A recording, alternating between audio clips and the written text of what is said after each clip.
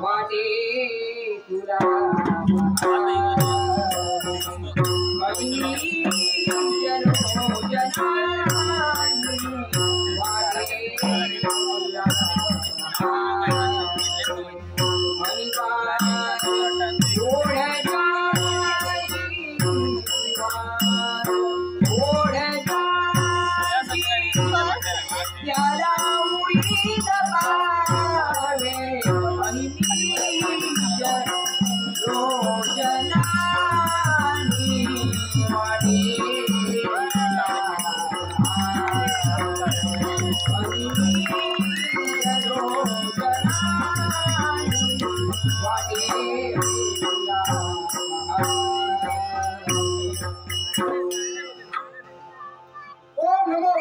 वासुदेवाय नमः। ओम नमो भगवते वासुदेवाय नमः। ओम नमो भगवते वासुदेवाय नमः। हे माझ्या वैकुंठीच्या नारायण जगत पालका महाविष्णू, हे लक्ष्मीकांता, तुझ्या चरणी हा उज्जैनी नरेश राजकर्ता राजा सुरेंद्र शतशः प्रणाम करतोय, शतशः प्रणाम करतोय, शतशः प्रणाम करतोय। शैले शैलेन माणिकं मोतिकं गजे गजे साधा ओढी सर्वत्र चंदनम न वणे चंदनम न वणे चंदनम न वणे। या विश्वात प्रत्येक पर्वतावर अनमोल रत्न सापडतील अशातला भाग नव्हे। त्याचप्रमाणे या विश्वातील प्रत्येक रानात प्रत्येक अरण्यात चंदन वृक्ष सापडेला अशातला देखील भाग नव्हे। प्रत्येक हत्तीच्या मस्तकी मोती सापडेल असं नव्हे। ज्याप्रमाणे चंदन वृक्ष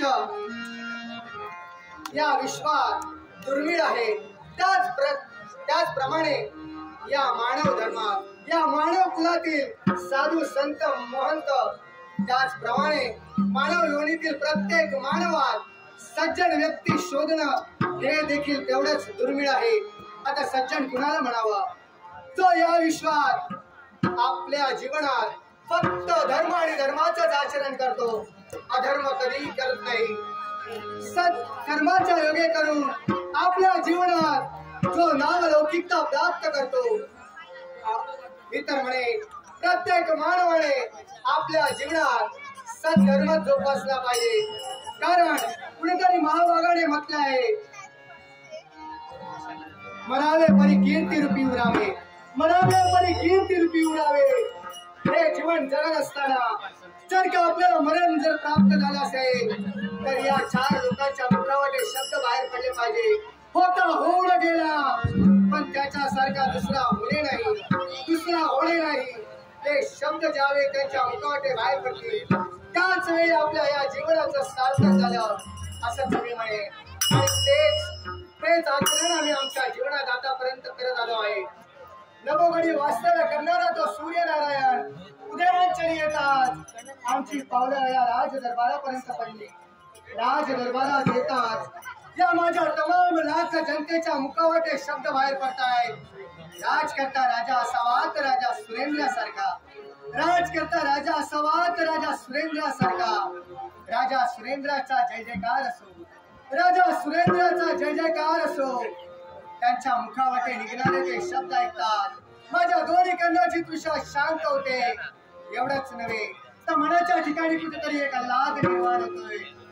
या लाल भूमातीवर आमचा जन्म झाला, म्हणून या जनता रूपी जनार्दनाची सेवा करण्याचं परम भाग्य हे विश्वविधाता परमेश्वरा तुम्ही आम्हाला बहाल केलात, यातच मी धन्यता मानतोय। म्हणूनच गो ब्राह्मण प्रतिपालक म्हणून या माझ्या तमाम लाख जनतेला एकनिष्ठतेने कायदा देण्याचं कर्तव्य आम्ही आमच्या जीवनात आतापर्यंत करतोय। साम दाम दंड आणि भेद या चतुर्सूत्रांचा वापर करून आतापर्यंत या माझ्या तमाम जनतेला न्यायदान देण्याचं कर्तव्य हा राजकर्ता राजा सुरेंद्र आपल्या जीवनात करतोय आणि याच्या पुढेही करणार आहे। पण हे भगवंता हे सारे सर्वस्व मला कुणामुळे प्राप्त झालं असेल तुझ्या कृपा आशीर्वादामुळे म्हणून तुझ्या या कृपेचं अभेद कवच सदैव माझ्या पाठीशी राहले सदैव माझ्या पाठीशी राहले सदैव माझ्या पाठीशी राहले मानवते जगी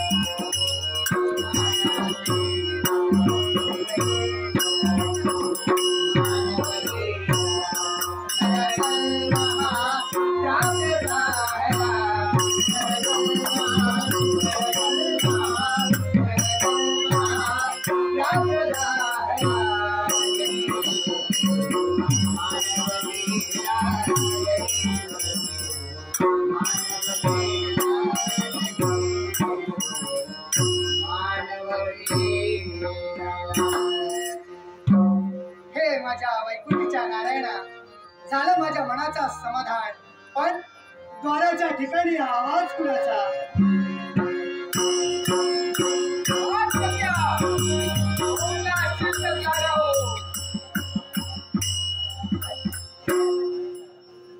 द्वाराच्या ठिकाणी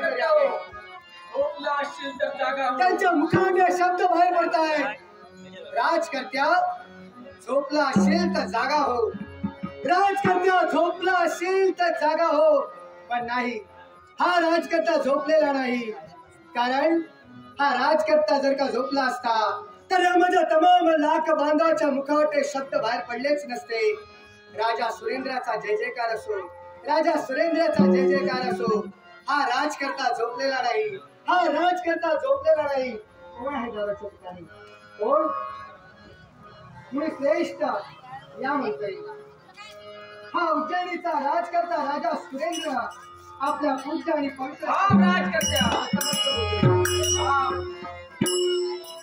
नमस्कारास पात्र आहेस पण आशीर्वादास पात्र काय म्हणून श्रेष्ठ होय सर तुमच्या मुखावर शब्द बाहेर पडले थांब राजकर्त्या तू नमस्काराला योग्य आहेस पण आशीर्वादाला प्राप्त नाहीस मग सांगा हो सांगा मुळे श्रेष्ठ असा कोणता अपराध आमच्या घरी घडलाय अपराध पाणी पिऊची सवय मग सांगा मुळे श्रेष्ठ तुमच्या बाबतीत कुणी अपराध केलाय मग त्याचं नाव मला सांगा त्याला चांगल्या संख्यापासून नष्ट करण्यासाठी नाही राजकर्ते तत्पर ठरणार आहे आमच्या बाबतीत अपराध नाही मग मुळे श्रेष्ठ मला सांगा राजकर्ते हो तुम्ही एक क्षत्रिय राजकर्ते नव्हे निश्चितच मग क्षत्रिय राजकर्त्याचं कर्तव्य तरी कोणतं आम्हा क्षत्रियांचं कर्तव्य होय आम्हा क्षत्रियांचं ब्रीद कोणतं असेल तर या माझ्या तमाम न्याय लाखो जनतेला माझ्या या प्रजाजनांना एक निष्ठतेने न्यायदान देण्याचं त्यांचं संरक्षण करणं हेच आम्हा क्षत्रियांचं ब्रीद होय होय ना होय मग तुमच्या या राज्यात आम्हा ब्राह्मणांचा होम हवन उद्ध्वस्त केले जात आहे आणि आम्हा ब्राह्मणांच्या मुलं बाळ मारली जात आहेत कोण शब्द तुमच्या आणि मुखवाटे बाहेर आम्हा पडतायत? ब्राह्मणांच्या पत्न्या वैधव्याला बसल्या जात आहेत. होय ब्राह्मण श्रेष्ठ तुमच्या मुखावाटे निघणारे हे शब्द एखाद्या वज्राप्रमाणे आमच्या हृदयावर आघात करताय. सावत्र म्हणालात तुम्हा ब्राह्मणांचा छळ केला जातोय. ब्राह्मण पत्नी वैधवाच्या पत्नीला बसल्या जात आहे. तेवढंच नव्हे तर तुमची मुलं बाळ यांची हत्या केली जाते. मग सांगा हो ब्राह्मण श्रेष्ठ अशी कोण शक्ती निर्माण झाली आहे जी ब्राह्मणांचा छळ करण्यासाठी तत्पर होते. फक्त नाव मला सांगा त्याला जन्म चौक्यापासून नष्ट करणे. सांगताना मलाही दुःख होत आहे पण राजकर्त्या आम्हा ब्राह्मणांचा छळ आम्हा ब्राह्मणांच्या मुलाबाळांचं हत्या आणि आम्हा ब्राह्मणांच्या पत्न्या वैधव्याच्या पंक्तीत बसतायत हे खरोखरच या ब्राह्मणाच्या नाही भगवत. फक्त मला त्याचं नाव सांगा त्याला या विश्वाचा चित्रपट पाहू देणार नाही. मला त्याचं नाव फक्त कथन द्या सांगा म्हणतोय. कोण आहे ती ऐकायचं असेल तर ऐका. तो दानवेश्वर निशुंभ. कोण? होय तो दानवेश्वर निशुंभ. होय जर का तो दानवेश्वर निशुंभ जर का तुमचा छळ करण्यासाठी तत्पर होत असेल तर त्याचा सेवा करण्यासाठी हा राजकेंद्र तुमच्यापर्यंत येणार आहे. मग चला म्हणतोय. होय राजकर्तो पण राजकर्तो तुम्ही माझ्यापेक्षा वयाने नव्हे तर कार्याने श्रेष्ठ आहात म्हणूनच या ब्राह्मणाचा तुम्हाला साष्टांग नमस्कार. पण राजकर्ते हो तुम्हाला आमचं रक्षण करण्यासाठी आम्ही होम हवन करतो तिथपर्यंत तुम्हाला यावं लागेल. तसा जर का असेल तर त्या काशी क्षेत्रापर्यंत हा राजकर्ता राजा तुमच्या सोबत येणार आहे. बाबू परब यांनी माझ्या अल्पशा कलेचा गौरव करण्यासाठी बहुमूल्य पारितोषिक दिलं आहे.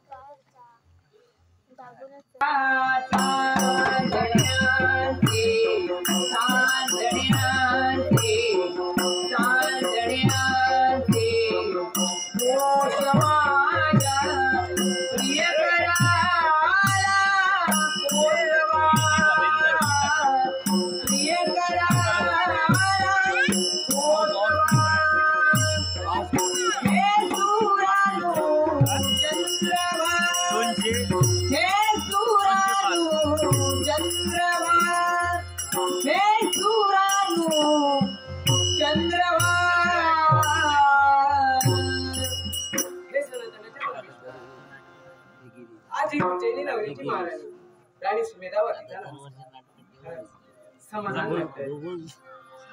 आई वडिलांच्या सहवासात मी लहानाची मोठी झाली. तारुण्यात पदार्पण केलं आणि आज एका श्रेष्ठाची पत्नी म्हणून मी उज्जैनी नगरीत राहिलो आणि यांच्यासोबत संसार करणं हे माझं मी भाग्य समजते. कारण परमेश्वरा माझा संसार सुखाचा व्हावा यासाठी तुझी कृपादृष्टी आणि माझी सृष्टी सदैव माझ्या धन्याच्या पाठीशी राहते. पण देवा माझे भाग्य थोर म्हणून मला यांच्यासारखे प्रेमळ पती लाभले म्हणून मी भाग्यवान समजते. कारण स्त्रीची 3 रूपे म्हणजे मुलगी पत्नी आणि माता. आई वडिलांच्या कुशीकुलात मी लहानाची मोठी झाली. त्यांच्या हाती हात देऊन त्यांच्या संसारात पदार्पण केलं. एवढंच नव्हे देवा तुझ्या कृपा आशीर्वादानं मुलगी आणि पत्नी ही 2 रूपे मी सहजच पूर्ण केली.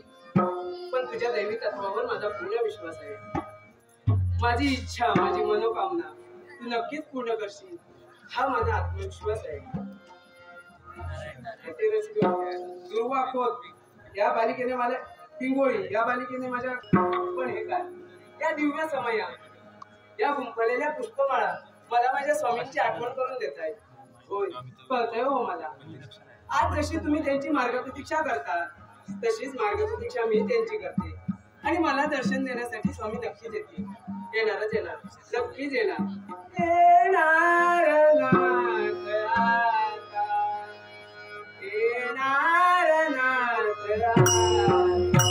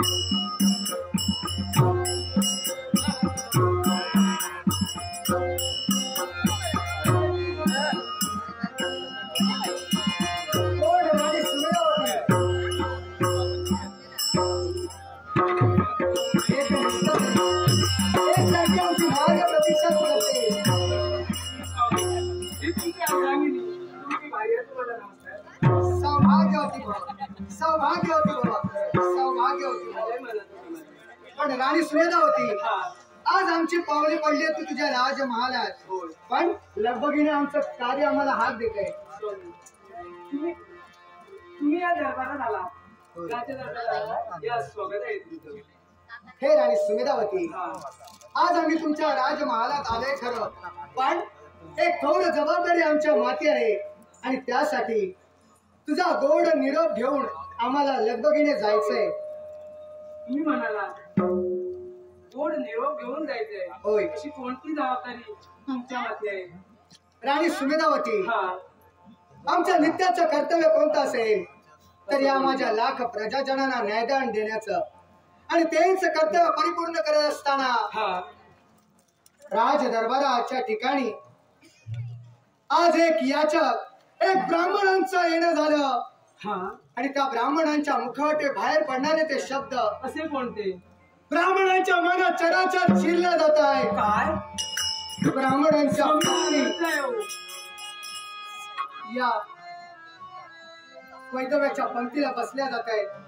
ब्राह्मणांची मुलं बाळ मारले जात आहेत.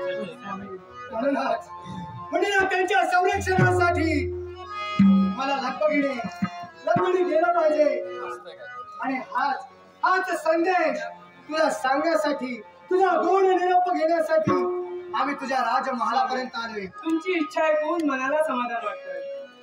खरंच कर्तव्याप्रती तुम्ही तुमच्या सुखाला दिलांजली देतात. होय हो, मी भाग्यवान समजते. राणी सुमेधावती, कर्तव्यदक्षी पती मला लाभले. तुझ्या मुखावरचे शब्द ऐकून हा, आमच्याही मनाला कुठेतरी समाधान होतंय. होय. कारण प्रत्येक पत्नीचं कर्तव्य कोणतं असेल तर प्रत्येक पत्नीने आपल्या पतीचा मार्ग नेहमी आखलाच पाहिजे, होय. कधी रोखू नये.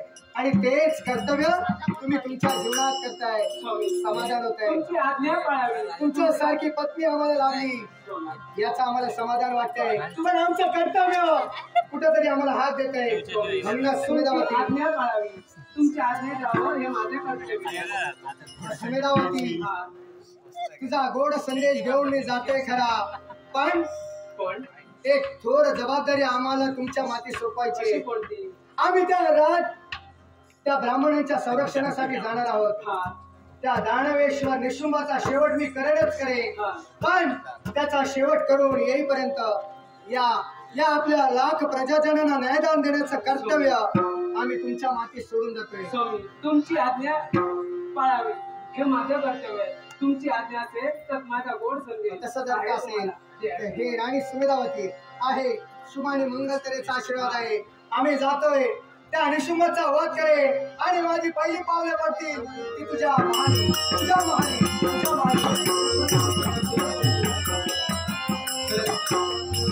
मन समाधानी होते. आज मी भाग्यवान समजते, कारण वेळोवेळी प्रचिती मला येते आणि यासाठी स्वामींनी दिलेले कर्तव्य परिपूर्ण करायला हवं. यासाठी साऱ्या सैनिकांना आज्ञा करते आणि मी माझ्या कर्तव्यास निगडीत राहते.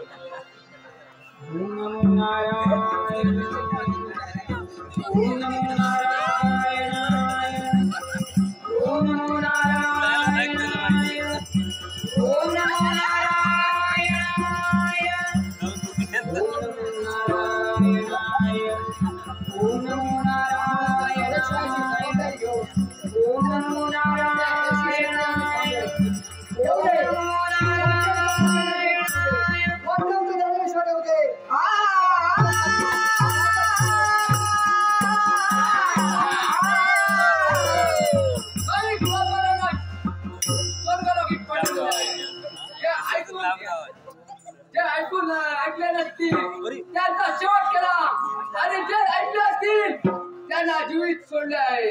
अजून काही ब्राह्मण भावन करताय. हे पहा ब्राह्मण, ओ ब्राह्मण,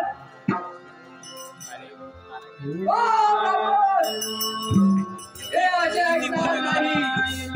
त्यांचा शेवट करा.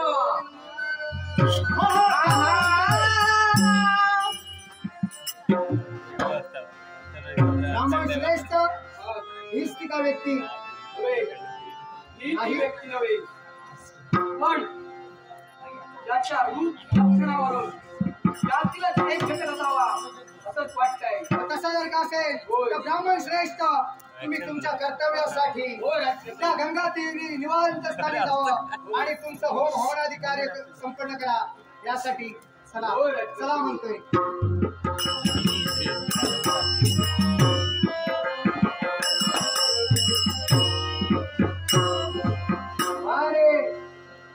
ब्राह्मणांचा छळ करण्यासाठी इथपर्यंत तू आलायस. कोण आहेस? शुंभ, त्याचा पाटा भुवनी. शुंभ, हा दानव कुळात तुझं वास्तव्य. अगदी सत्य. सांग रे, इथपर्यंत कहाणी कशासाठी आलाय? ब्राह्मणांचा शेवट करण्यासाठी. काय? ब्राह्मणांचा शेवट करण्यासाठी. ब्राह्मणाचा शेवट हा, तू करणार आहेस? मग वा रे, त्या ब्राह्मणाची संरक्षणाची जबाबदारी या उज्जैनीने राजकर्त्या राजा सुरेंद्राने आपल्या जीवनात घेतली. म्हणूनच तुला सांगतोय, तर या विश्वात 4 दिवस सुखाने जर का तुला जगायचं असेल तर चल, आल्या मार्गी चालता हो. रे संधी कोणी मला द्यावी, तुझ्या लक्ष भेटणारी नव्हे. वा रे शुंभा, पराक्रमाच्या वल्गना करतोय, पण लक्षात ठेव, अखेर म्हणून मोकळा होशील. मरून मोकळा होणार नाही, तुला मारण्यासाठी इथपर्यंत आलो. एवढ्या तुझ्या शक्ती समर्थ असेल तर हा राजकर्ता म्हणजे कोणी सामान्य नव्हे. शुद्ध विचार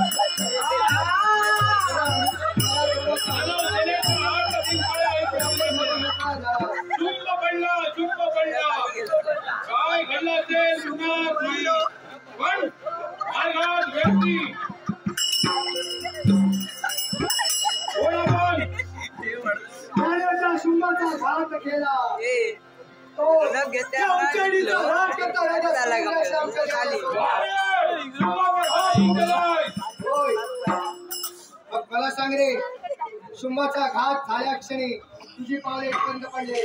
कोण आहेस तू? शुक्राचार्यांचा पुत्र रक्तबीज महाराजांचा सरसेनापती निशुंभाची मनाने आला सौख्या. महाराजा निशुंभ मग मला सांग रे इथपर्यंत काय कशासाठी आलाय? एकाच गोष्टीसाठी अशी कोणती? शुंभाच्या घाताचा सूड घेण्यासाठी मी इथपर्यंत आलोय. मग हे निशुंभ शुंभाच्या घाताचा सूड घेण्यासाठी जर इथवर आला असेल तर ज्याप्रमाणे शुंभाची गती झाली त्याचप्रमाणे तुझी स्थिती होऊ नये असं जर का तुला वाटत असेल तर माझ्या पावसात चालता हो. राजकर्त्या ऐक, यावेळीचा शेवटचा आहे. शुंभाचा घात करण्यासाठी तत्पर झालाय.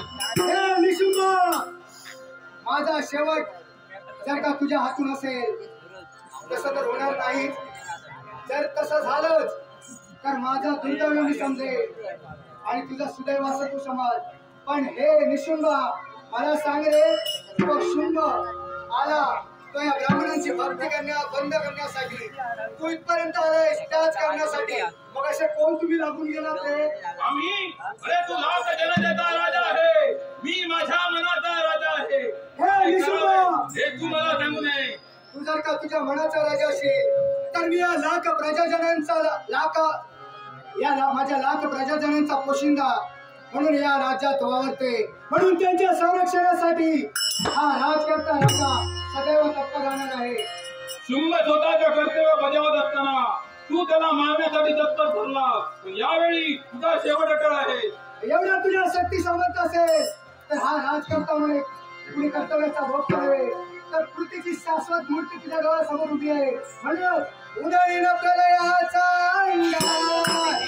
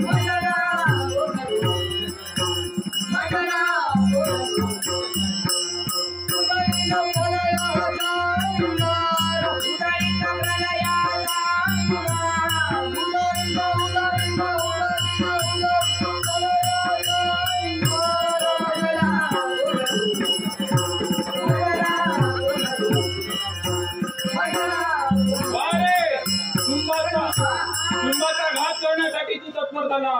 भेकडा त्याचा सूड म्हणून या विश्वातून तुला मी नष्ट करणार आहे.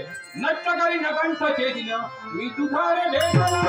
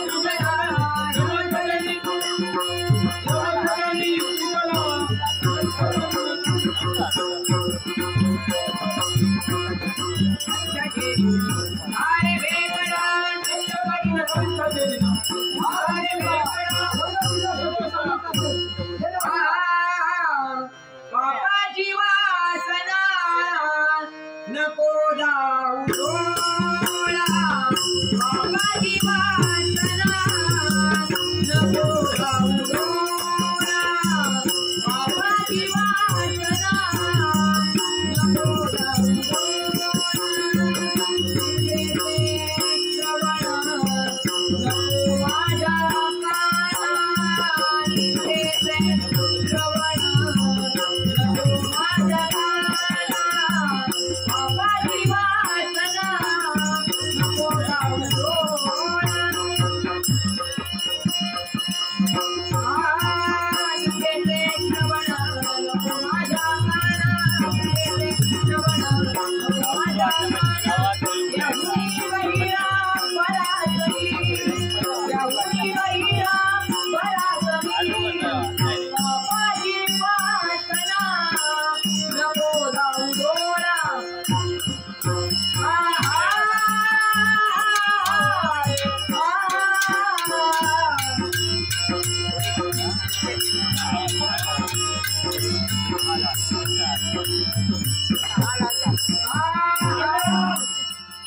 सांगू नका.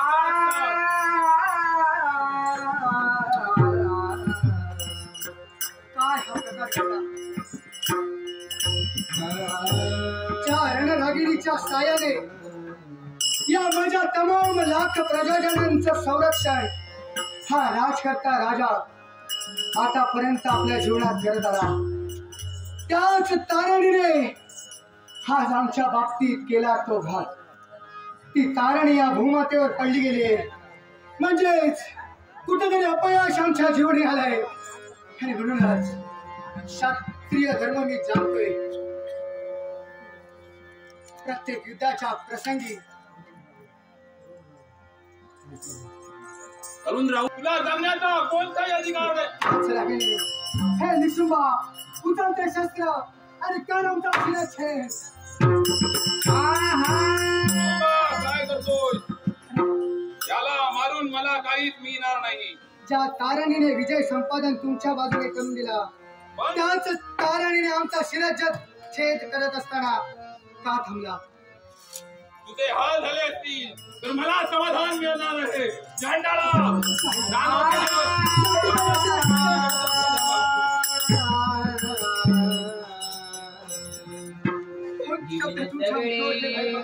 संपले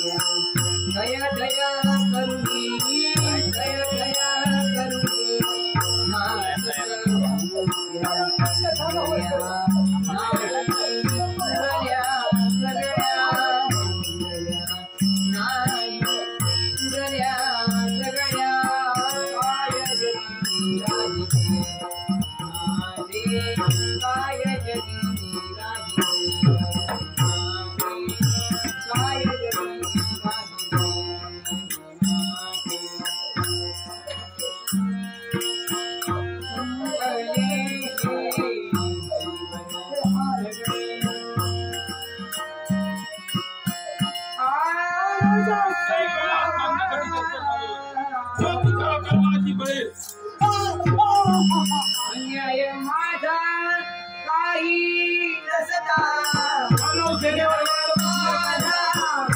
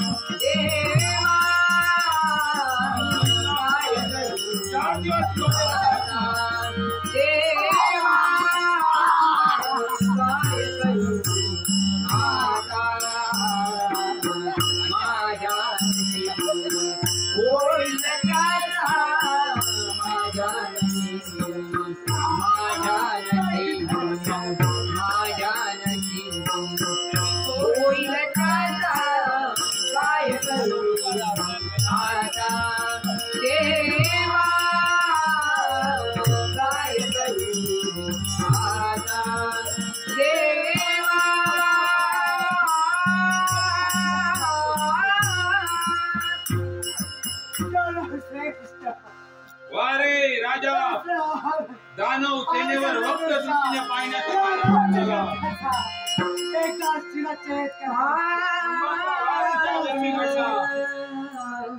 दानव सेनेवर वक्त दृष्टीने पाहण्याचा नेत्रानं रेतला न्यायदान केलंय मला हवे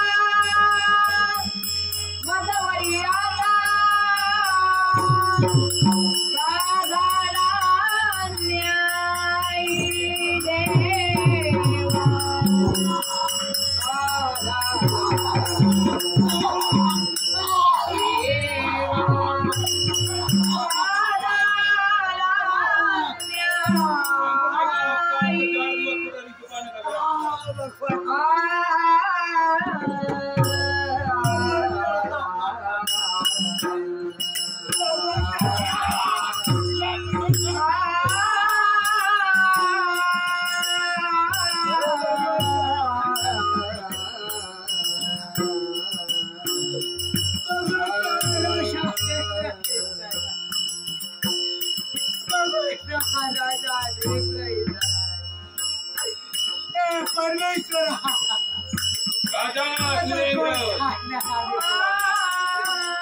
तू झालाय तो भिकारी म्हणूनच होतास राजा झालास रंग ज्या रेतीला तू न्यायदान केलं त्या राजा समोर तुला भीक मागितली पाहिजे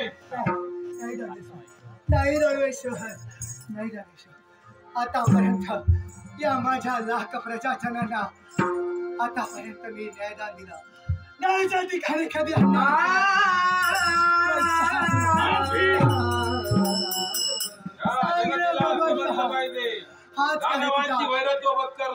आज कारण तुझ्या न्यायात दरबारातील न्याय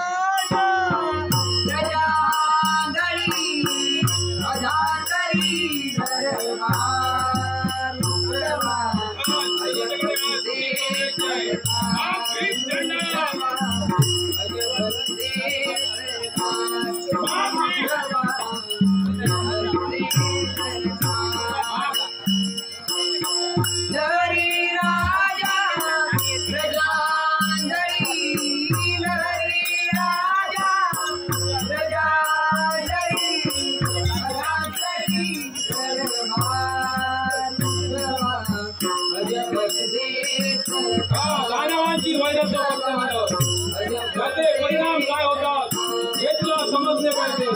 म्हणूनच तुझ्या राज्यात जाईल पंजाब माधवी आम्ही तोपर्यंत मी पुन्हा जायला येणार नाही. तोपर्यंत माधवी